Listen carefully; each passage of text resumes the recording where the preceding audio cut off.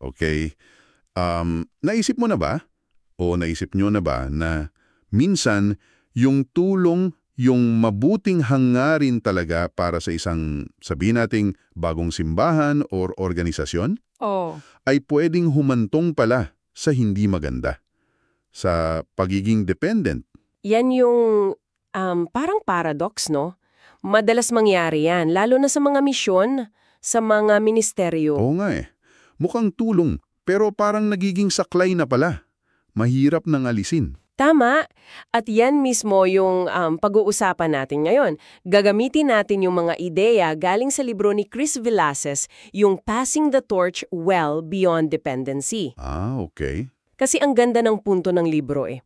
Isang malaking pagbabago ng tingin, hindi lang yung basta i-maintain yung nasimulan, kundi paano makapagparami ng mga simbahan, ng mga grupo na talagang kaya na nila.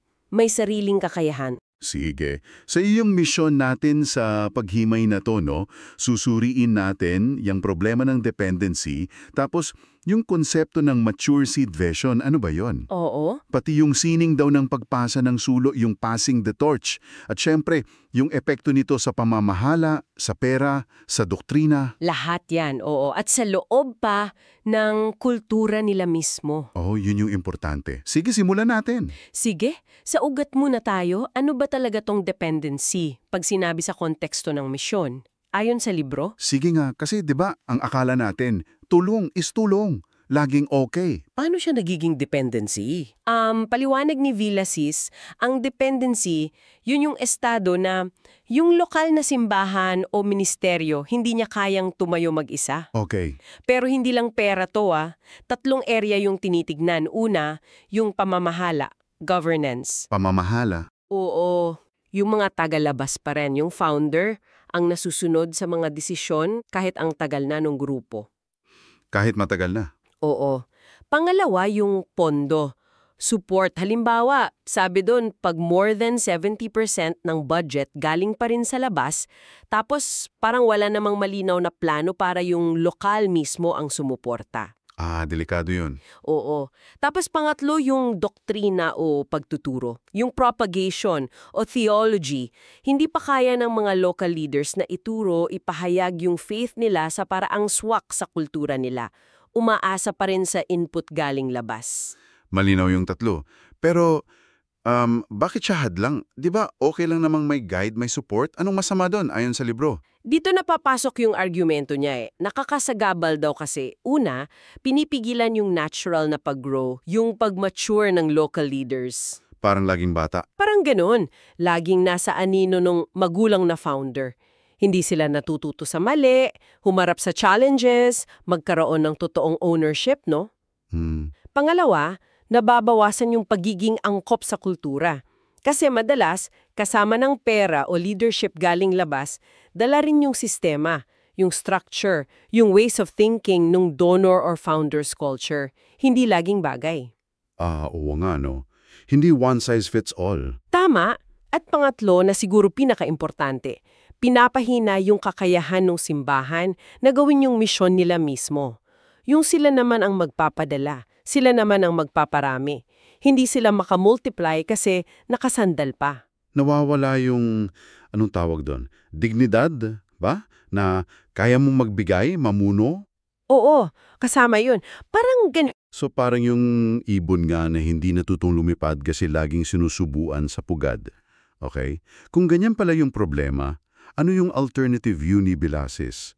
Ito na ba yung mature seed vision? eksakto. Yun yung mature seed vision o pananaw ng hinog na bini. Ito yung pag-shift ng sukat ng success sa misyon. Pag-shift ng sukatan. Oo. Sabi ni Villases, hindi lang daw bilang ng tanim o churches planted. Ang bilang, dapat ilan yung umabot sa kahinugan. Kahinugan. Anong ibig sabihin nun? Ibig sabihin, kaya na nilang tumayo mag-isa, kaya na nilang magpadala ng sarili nilang workers, at magparami pa, nang hindi na talaga umaasa sa tulong galing labas. Yung fundamental na dependency, wala na dapat. Gusto ko yung analogy ng binhi, di ba? Hindi mo naman masasabing successful yung magsasaka kung yung tanim niya maliit pa rin, kailangan pa rin alagaan after years. Ang success, pag lumago, namunga. At nagkalat pa ng sariling bini. Yun, para sa next generation. Ano yung mga characteristics nitong hinog na bini na simbahan ayon sa libro? Nakabase to dun sa kilalang three self-principle pero pinalalim pa ni Villasis. Una, self-governing. Sariling pamamahala. Kaya na ng local leaders mag-decide at mag-manage. Okay. Pangaliwa, self-supporting. Sariling suporta sa pera. Kaya ng community na isustain yung needs nila. Sariling pondo. Oo. Pangatlo, self-propagating. Sariling pagpapalaganap. Kaya nilang i-share yung gospel, mag-plant ng ibang churches. Okay, three self. Meron pa ba? Meron pa siyang idinadagdag kasunod ng ibang missiologists, yung pang-apat na crucial. Self-theologizing. Self-theologizing, ano yun? Yun yung kakayahan nilang iintindi, ipahayag, ipaliwanag yung faith nila gamit yung sarili nilang categories, wika, cultural mindset. Pero syempre, tapat pa rin sa core truths ng Bible. Parang pag-aari na nila yung teologiya, hindi lang receiver. Yung nga, ownership din sa understanding. Wow, 4 na self, ang lalim nun. So, yung shift pala from maintenance mentality Oo, alaga lang. to multiplication mentality, pagpaparami ng mga hinog at kaya na. Tama. At dito na papasok yung isa sa pinaka-critical at siguro pinakamahirap para sa mga nag-start, yung sining ng pagpasa ng sulo, yung release o pagbibitaw. Dito nagiging very interesting, no? Kasi ang natural, lalo na kung ikaw naghihirap, gusto mong ikontrol para sure na maayos, hindi masayang yung effort. Pero sabi dito, yung sobrang control, Kahit good intention. oo, kahit mabuti ang hangad, pwedeng maging kalaban ng paglago. Tapos yung pagbitaw, yun daw yung nagbubunga ng maturity. Paano yun? Hindi ba parang delikado magbitaw? Diyan yung struggle, di ba? Ang paliwanag ni Villasis yung control, kahit parang nag-aalaga ka at tinitiyak mo yung quality, madalas hindi mo na mamalayan nasasakal na pala yung local initiative, yung kumpiyansa. Napipigilan yung mga local leaders na dumaan sa learning process kasama yung magkamali, humarap sa problema, gumawa ng mahirap na desisyon, pero yung release o pagbitaw, Hindi siya pagpapabaya. hindi. Active yun eh. Active na pagpapakita ng tiwala. Tiwala sa kakayahan ng mga pinili mo at hinubog mo. At syempre, tiwala na yung Holy Spirit gagabay sa kanila. Paglipat from pagiging parent to partner or mentor. May sinasabi ba sa Bible na basehan ito sa aklat? Oo, meron. Malinaw. Key verse yung 2 Timothy 2.2. Sabi ni Paul kay Timothy, yung mga narinig mo sa akin, ipagkatiwala mo sa mga taong tapat na may kakayahang magturo naman sa iba. 4 na henerasyon yun. Oo, Paul, Timothy, mga taong tapat, iba pa. Principle niya ng pagtuturo, pagtitiwala, pag-release para dumami pa. Tapos yung mga parables ni Jesus about seeds na lumalago mag-isa. Marcos 4. Yun. At yung example ni Paul mismo, 'di ba? Nag-a-appoint siya ng elders, tapos umaalis siya, nagtitiwala siyang yung espiritu ang gagabay. Acts 14:23. So yung role pala ng missionary o founder, hindi permanenteng direktor. Taga-tanim lang, taga-alaga sa simula. Pero yung highest success niya, Yung maayos at tamang hand-off ng leadership. yung pagbitaw pala hindi yun failure o pag-atras. Ito yung pinaka-act of faith mo dun sa tinanim mo at sa Diyos na nagpapalago. Tamang-tama. At kung iisipin mo sa leadership in general, 'di ba? Ang pinaka-calling ng founder or first-gen leader ay hindi yung kumapit forever para mapanatili yung kanya, kundi yung tapat at maagap na paglipat ng responsibilidad at authority sa next capable generation.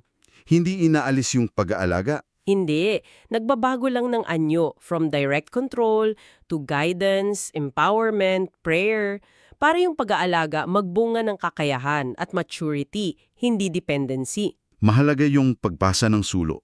Pero kanino ipapasa? Paano makikilala at mahuhubog yung tamang tao, yung indigenous leaders na magpapatuloy? Isang principle na diniin talaga sa libro, character before competence. Character bago competence. Bakit daw? Kasi sabi ni Philasis, mas madali daw turuan yung skills, yung competence, kaysa iayusin yung sirang character. Hanapin daw muna yung may integrity, spiritual maturity, humility, yung marunong makipagkapwa-tao sa community nila. Teka, character before competence. Pero di ba sa ibang kultura, parang kailangan may competence ka agad para respetuhin ka. Paano yun binabalanse? May sinabi ba yun? Magandang tanong.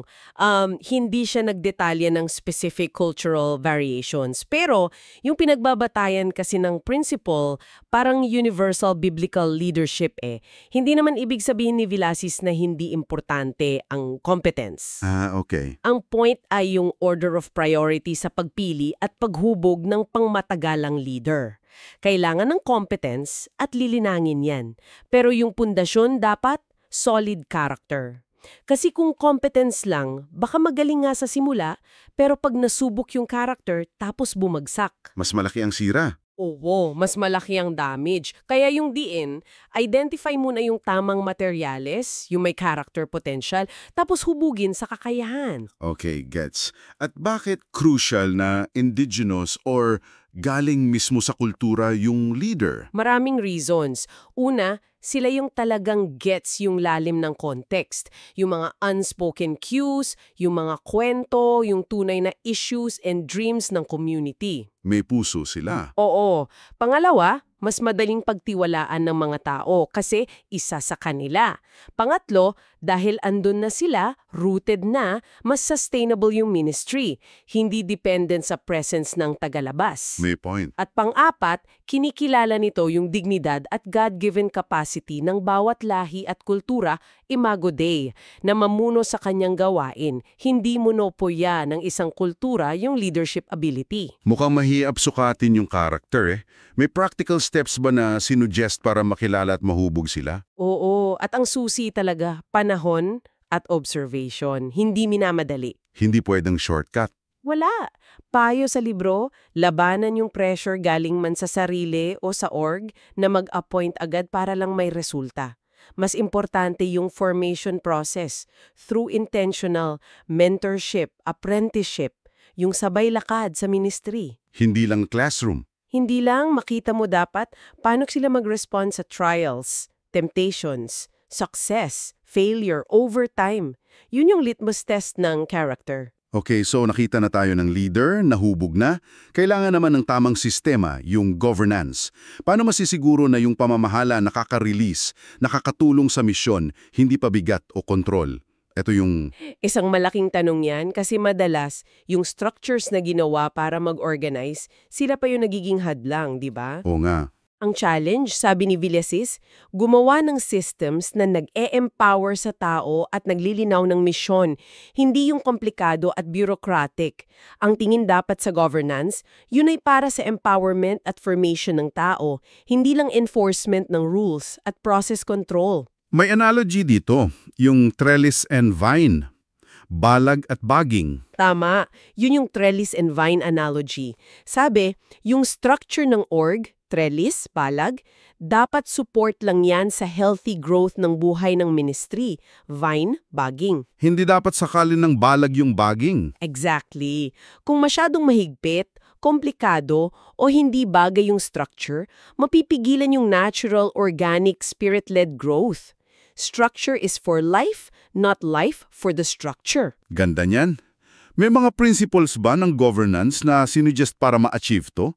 Nabanggit mo kanina yung telos first at subsidiarity. Oo. Ilan sa mga principles na binibigyang diin. Una, telos first governance. Lahat ng structure, policy, process dapat tanungin. Nakakatulong ba to sa main mission or purpose telos ng ministry? Kung hindi, baguhin o tanggalin. Purpose-driven dapat? Oo. Pangalawa, subsidiarity. Yung idea na yung decisions dapat ginagawa sa pinakamababang level na posible at effective. Hindi laging galing sa taas. Hindi dapat. Ipagkatiwala sa mga taong pinakamalapit sa sitwasyon basta kaya nila. Pinalalakas nito yung local ownership at bilis ng pagkilos. Pangatlo, restorative focus sa disiplina. Ang goal ng correction hindi lang parusa, kundi pagpapanumbalik. At pang-apat, transparency. Bukas dapat ang proseso hanggat maaari. Siyempre, kasama din yung pag-consider ng culture sa pag-design nito, no? Hindi pwedeng copy-paste lang. Napakahalaga niyan, kailangang ni-adapt yung structure sa local culture. Halimbawa, sa mga oral cultures, baka mas effective yung decision-making na based sa kwentuhan at consensus building, yung consensus by story. Kaysa sa mga formal na parliamentary procedures. Oo, kaysa sa Robert's Rules o representative voting na common sa West. Baka mas bagay yung elder councils, diaconates, or ibang forms na gumagana sa local customs basta aligned pa rin sa biblical principles of governance and accountability. So, ang implication nito, posible pa lang yung structure, kung tama yung design at puso, maging tool for freedom and growth, hindi kulungan. Okay, lipat tayo sa medyo sensitive, pera. Paano yung shift from support receiver to true stewardship? Ang goal dito, sabi ni Villasis, hindi lang yung maka-achieve ng financial independence para masabing kaya na namin. Simula pa lang yon ng mas malalim na concept ng true stewardship. Ang dito, yung positioning ng stewardship as part of discipleship. Yung matutong magbigay sacrificially at mag-manage ng resources faithfully, hinuhubog mismo yung character, faith at trust in God ng bawat member at ng buong community. Wow. Stewardship is discipleship.